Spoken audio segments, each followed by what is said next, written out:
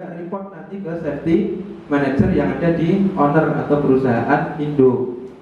Nah, jadi jangan sampai kita nanti ngerasa, waduh kalau saya berkonflik nanti saya dapat masalah. Tidak, Anda masih punya backup yang lain. Nah, itu laksanakan. Oke. Kemudian ya, di sini dikontrol tadi. Setelah dikontrol, kemudian di sini eksekusi pekerjaan itu nanti akan ada dua cabang. Satu, pekerjaan itu langsung selesai saat itu juga. Yang kedua, pekerjaannya pending, hari itu nggak selesai. Nah, di sini setelah pekerjaan tersebut kalau misalkan dikatakan di sini close, ya, close selesai, berarti semuanya harus tanda tangan. Nah, tanda tangan. Tapi kalau misalkan pekerjaan itu ternyata tidak close, atau misalkan lanjut hari berikutnya, nah, katakan ini lanjut ya, lanjut hari berikutnya, maka di hari itu harus di closing dulu. Jadi di sini harus di close. Terus kemudian hari besoknya di open lagi. Nah, jadi di close untuk dilakukan open lagi. Hari itu ditandatangani, menyatakan pekerjaan hari itu selesai. Tapi besok akan tetap lanjut lagi di pekerjaan itu. Berarti di sini ada revalidasi ulang untuk melakukan pekerjaan itu selanjutnya. Nah, jadi itu sistem izin kerja. Dia tidak akan berhenti kalau close terus kemudian close, tidak. Tapi bisa berlanjut. Karena apa? Sistem izin kerja ini dia hanya berlangsung atau memiliki masa atau waktunya itu hanya 1 hari atau bisa dikatakan 1 shift. Satu shift. Kalau misalkan Anda bekerja ada 2 shift, berarti ya shift pertama katakan belum selesai, dilanjutkan ke shift yang kedua, berarti shift kedua ini, ya, shift kedua ini harus open lagi nanti. Misalkan jam 6 sampai jam 6 pekerjaan pertama di sini sudah selesai, ternyata belum selesai, masih di pending, berarti jam 6 sore izin kerjanya itu harus direvalidasi ulang untuk dilaksanakan pekerjaan malam harinya. Karena dia maksimal hanya 12 jam. Maksimal 12 jam. Pak, kalau tempat saya kok ada, itu sampai 7 hari Pak kerjaannya. Nah, misalkan ini permitnya itu sampai 7 hari. Ya tidak masalah, itu terserah dari prosedur perusahaannya. Cuman kalau kita berbicara yang paling ideal, ya, paling ideal izin kerja itu hanya 1 shift. Nah, kalau dia nggak shift ya berarti 1 hari. Itu. Untuk kemudian besok atau shift keduanya dilakukan revalidasi ulang. Nah, oke, ini siapa yang bertanggung jawab? Di antaranya ini ya. Ini terkait dengan jabatan di masing-masing perusahaan, nanti disesuaikan di perusahaannya masing-masing.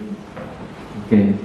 Sampai di sini ada yang ini ya masih bingung terkait dengan izin kerja. Saya yakin kalau yang pemula itu pasti bingung. Ini maksudnya gimana izin kerja ini ya? Izin kerja kalau misalkan saya sakit itu masih butuh izin kerja apa tidak? Nah, tapi dalam hal ini tidak. Izin kerja ini digunakan apabila kita mau melakukan pekerjaan yang berisiko tinggi. Nah, kita perlu izin dulu ke orang yang punya area. Syarat supaya izin itu diberikan, maka persyaratan K3-nya harus dilaksanakan dengan pengisian form izin kerja. Ini alurnya, ya. Ini alurnya, dan kemudian ini jenisnya. Ada beberapa jenis-jenis izin kerja. Izin kerja itu ya secara global, ya, secara general, secara umum dibagi menjadi 2, yaitu izin kerja panas dan izin kerja dingin. Izin kerja panas dan dingin. Apa itu izin kerja panas dan dingin? Izin kerja panas, izin kerja dingin atau disebut dengan cool work itu adalah pekerjaan yang beresiko tinggi tapi tidak menimbulkan potensi-potensi terhadap kebakaran. Dia jenisnya beresiko tinggi tapi tidak berpotensi terhadap kebakaran. Itu masuk ke cool work. Sedangkan kalau hot work adalah pekerjaan yang berpotensi terhadap kebakaran dan dia memiliki resiko yang tinggi. Selain ada dua jenis izin kerja ini, ada juga izin kerja yang langsung spesifik terkait dengan pekerjaan yang dilakukan. Nah, biasanya perusahaan-perusahaan lebih suka menerapkan yang kedua ini, izin kerja yang langsung spesifik. Contoh misalkan izin kerja masuk ruang terbatas, izin kerja peralatan listrik, izin kerja radioaktif, izin kerja penggalian, izin kerja bekerja pada ketinggian, dan lain-lainnya. Pak, kalau saya mau bikin izin kerja bekerja dekat air, boleh nggak Pak? Boleh. Asalkan dia memang memiliki resiko tinggi pekerjaan itu, kita bisa mendevelop atau kita bisa mengembangkan sistem izin kerja terkait pekerjaan ini. Untuk aplikasi dalam hal kita mengisolasi peralatan listrik, itu harus menerapkan prosedur yang namanya LOTO. Nah, LOTO atau kepanjangannya apa? Lockout Take Out. Nah, LOTO. Lockout Take Out. Jadi lockout take out itu maksudnya gimana? Apabila Anda mau benerin lampu, terus kemudian saklarnya dimatikan dulu, jegrek, ya. Tapi di jalur saklar tersebut itu dicari MCB-nya dia kemana. Setelah ketemu MCB-nya itu kemudian dipasang gembok. MCB kecil, kemudian dipasang gembok, jegrek, lalu gemboknya dikaitkan, dikunci. Nah, tentunya MCB-nya sudah dimatikan dulu.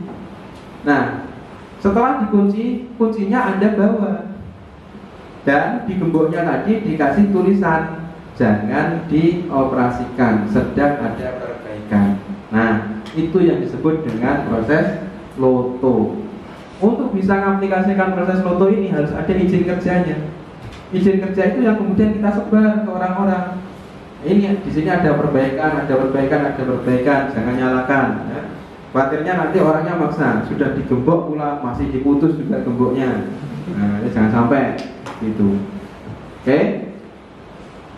Kalau radioaktif ya, ini biasanya dilakukan isolasi area kerja karena jangkauan radioaktif itu biasanya sampai 100 meter keliling, diameter 100 meter. Nah, kalau radioaktif yang seperti ini ada sinarnya menggunakan sinar X ya, itu berbahayanya bagi tubuh kita adalah bisa menyebabkan mutasi genetik. Nah, orang yang dulu normalnya jalan seperti ini, tapi kemudian dia tidak terasa, tidak tahu ternyata di area tersebut adalah area sinar X. Gitu. Lama-kelamaan mungkin sarafnya ada yang luka sehingga dia nggak bisa berjalan. Atau biasanya yang sering ampuh digunakan untuk sign atau tanda memperingatkan orang adalah hati-hati, sinar radioaktif menyebabkan kemandulan, ya, gitu. Nah, kalau sudah itu orang-orang pasti akan menjauh, nggak akan ada yang berani. Karena apa? Kaitannya sama masa depan. Ya. Oke, kemudian yang selanjutnya izin kerja penggalian. Anda tahu ya, proses menggali pasti tahu ya. Ini entah menggali dengan menggunakan ekskavator atau menggali dengan manual menggunakan cangkul, itu harus ada izin kerjanya. Kalau kita menggali di area perusahaan, berapa kedalaman kita menggali yang perlu izin kerja? Kedalamannya hanya 30 cm. Kalau menggalinya 30 cm, itu sudah harus pakai izin kerja. Kenapa menggali 30 cm kalau perlu izin kerja? Ya. Kenapa menggali 30 cm di area perusahaan? Ini harus izin kerja. Gali cuma 30 cm, ribet amat. Kenapa? Ya? Ada instalasi di bawahnya. Iya, biasanya di situ ada instalasi-instalasi di dalam tanah. Jadi biasanya ada jalur kabel yang ditanam di tanah perusahaan. Selain itu juga biasanya ada jalur-jalur pipa yang dia ditanam juga di dalam tanah sehingga kita nggak kelihatan.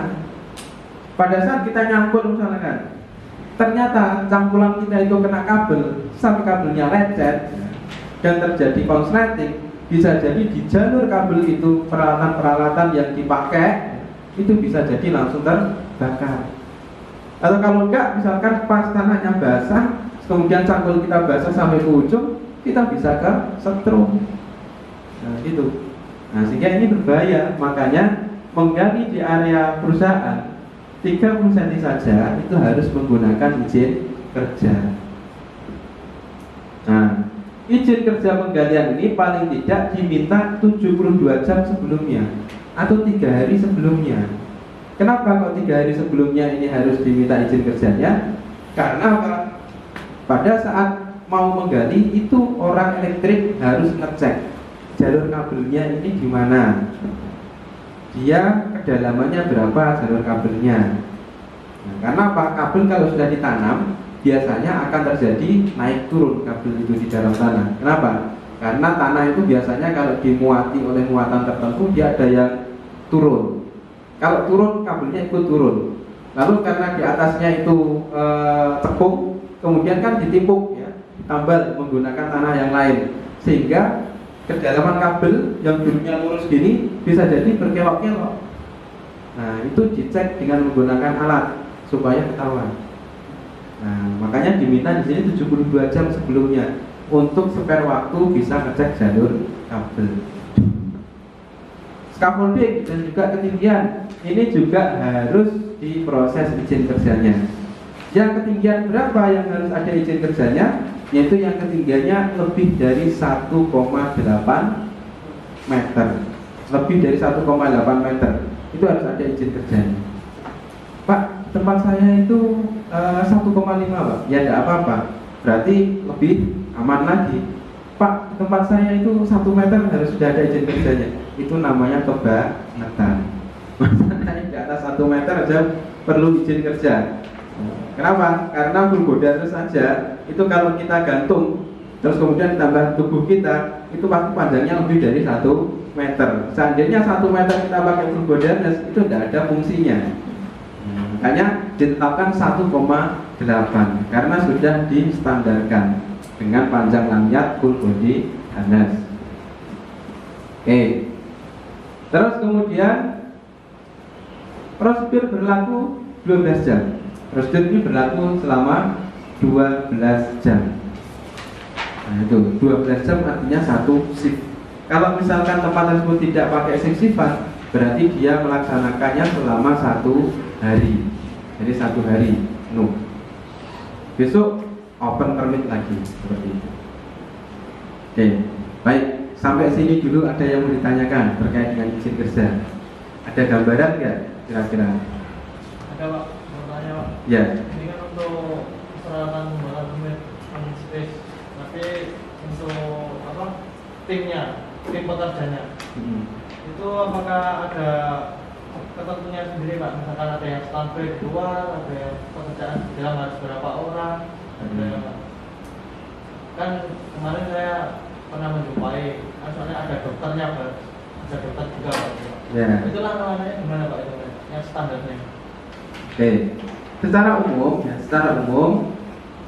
bekerja di dalam confined space itu ada kompetensi yang harus dimiliki. Paling tidak ada 2 kompetensi ya. Yang pertama itu adalah confined space entry, dan yang kedua adalah confined space attendant.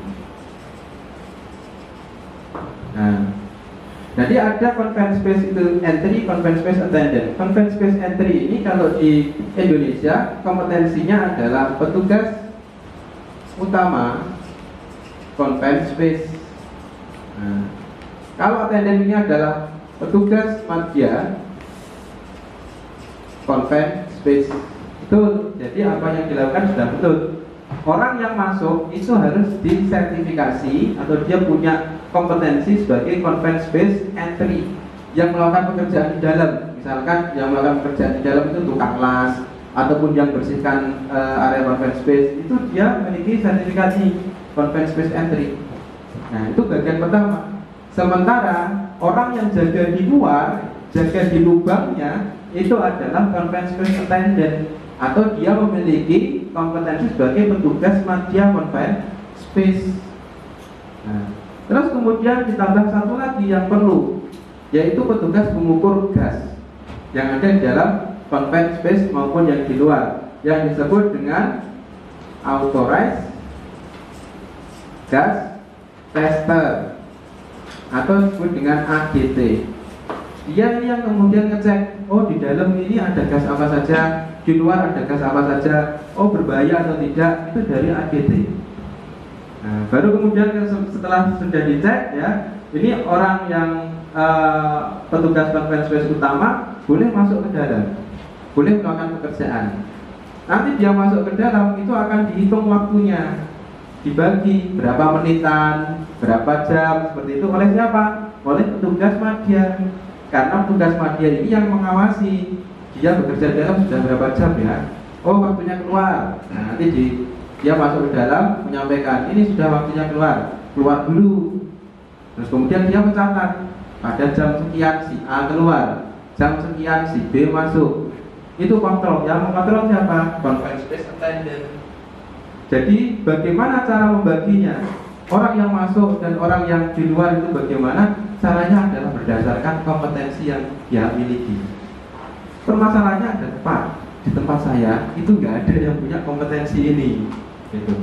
Nah terus bagaimana? Siapa yang masuk, siapa yang di luar? Kalau misalkan belum ada yang punya kompetensinya, Anda berkewajiban untuk mengadakan in-house training dulu.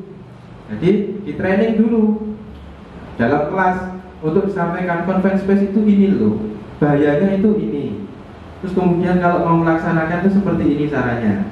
Termasuk juga persyaratan kesehatan yang harus dipenuhi. Di antaranya persyaratan kesehatan yang paling penting adalah orang tersebut tidak fobia di dalam ruang gelap atau dalam ruang sempit.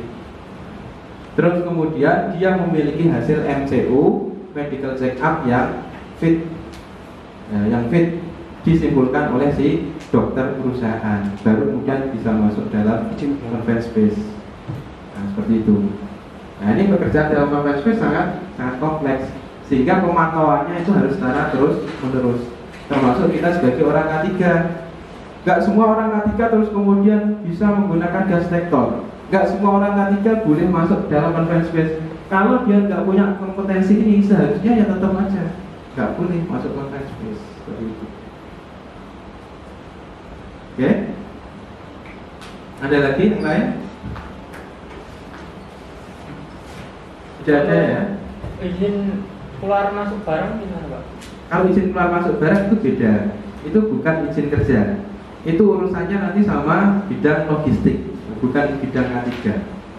Misalkan barang, katakan barangnya apa nih? Misalkan kita mau ngirim apa contohnya biasanya? Alat berat. Nah, kalau alat berat beda. Kalau alat berat itu termasuk K3.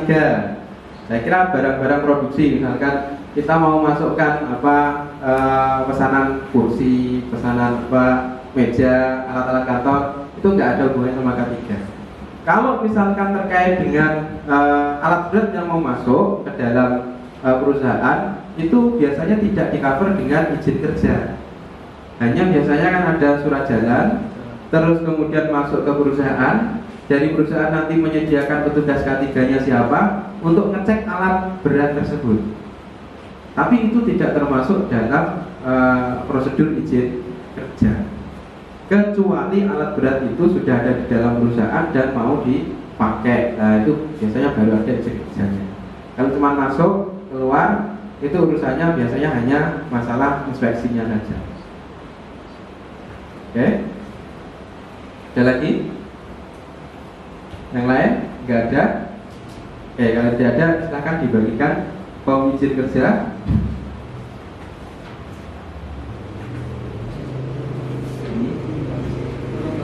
Bertiga gitu. Nah, tiga.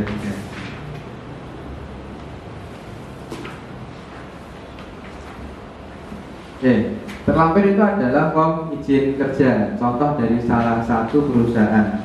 Jadi salah satu perusahaan itu dia kalau memproses izin kerja dibedakan. Ada izin kerja sendiri, kemudian ada lampirannya. Lampirannya yaitu berupa sertifikat pekerjaan yang dilakukan. Coba silakan dibuka, dipelajari.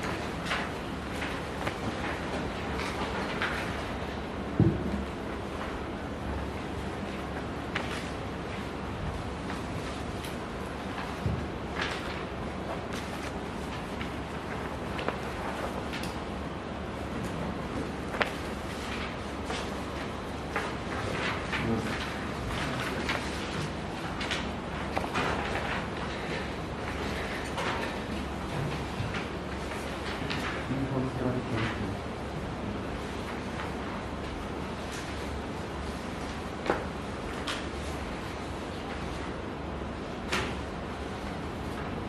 sudah semua? Ada yang belum dapat? Nah, silakan Anda buka di form izin kerja yang pertama ya. Anda lihat di sini, ini ada kolom-kolom yang kemudian harus diisi oleh si pekerja, ya. Mulai dari awal ya, sampai kemudian akhir. Terus kemudian yang disebut dengan form izin kerja itu adalah satu lembar ini. Ada tulisannya di atas surat izin kerja, itu form izin kerja. Sedangkan ya, yang ada terkait dengan tulisan sertifikat pekerjaan, ini adalah lampiran form izin kerja itu sesuai dengan pekerjaan yang dilakukan. Misalkan pekerjaannya adalah pekerjaan hard work atau pekerjaan panas, ya berarti dia ngisi yang ada judulnya pekerjaan panas. Kalau yang ruang kerja terbatas atau izin kerja confined space ya, berarti dia mengisi yang di confined space.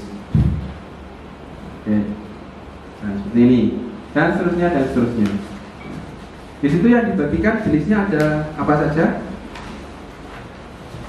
Kerja panas, ruang terbatas.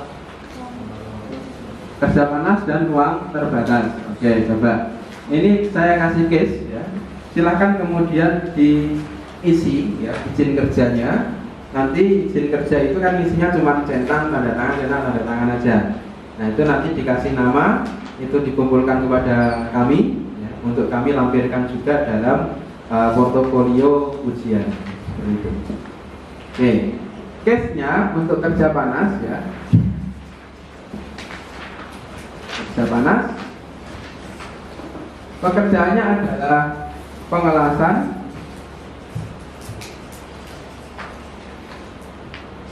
pipa,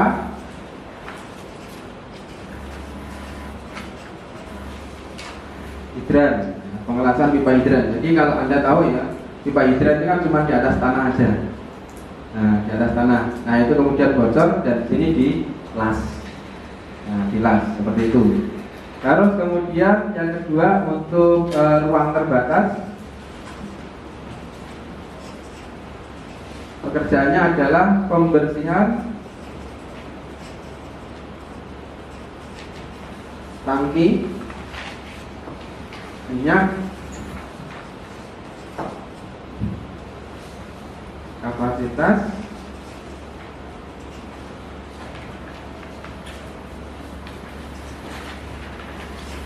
50.000 liter. Oke.